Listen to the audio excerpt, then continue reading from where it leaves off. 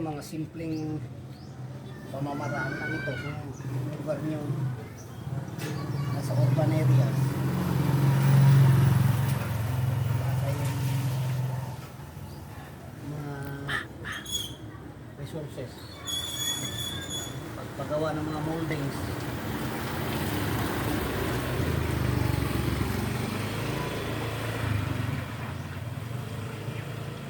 simple lang. Saka kayo bakit anong ginagawa ko, na manood na lang kayo.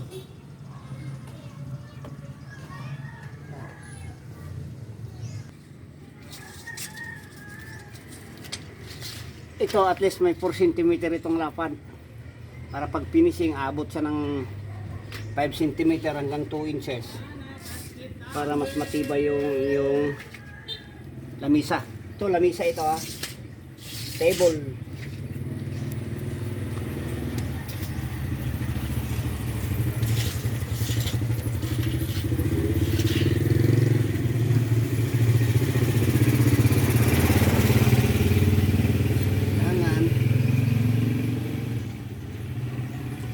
Maingat din sa bilog niya.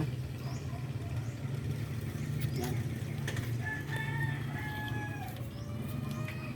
Simple lang, kahit dito ka lang sa bahay mo, pwede nga gawin to sa loob ng bahay. Importante ang surface mo naka-level. Ako patay. At hindi mo so makita nyo ito naka-label ito.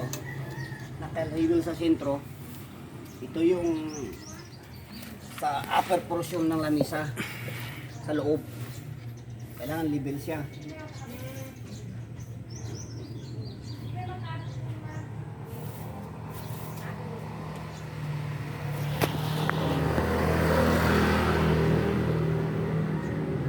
Gawa tayo ng simento na naka-label sa surface. Wala nang problema pag mag-buhos ka.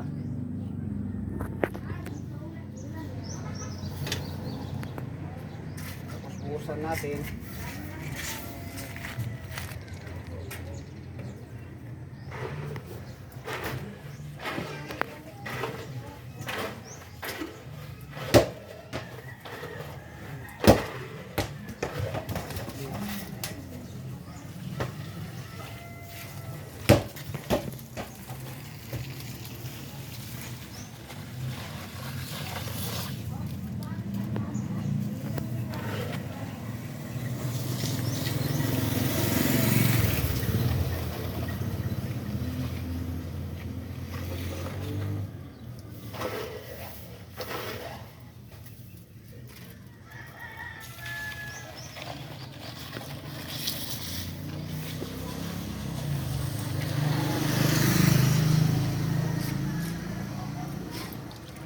Iba kasing ginagawa, bali mag-flat sila dyan ng simento na medyo tuyo, lagyan nila ng tali, palibutan nilang ganyan, katingin nila sa akin iba. Ito lang ang paret para maiba, pero di siyempre ng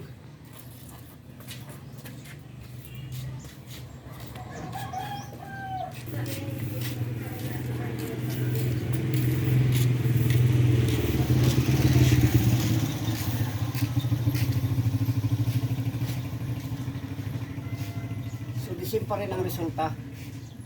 So ang kalabasan niyan pareha. Kailangan dito sa sentro makapasok sa sentro para sa gawing poste nakasentro din siya.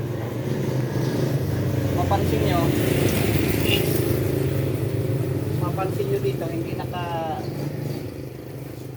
ito na welding para flexible siya.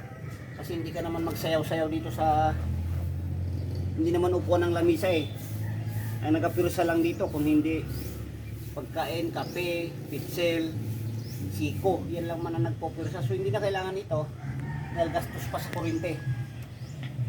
sa kuryente.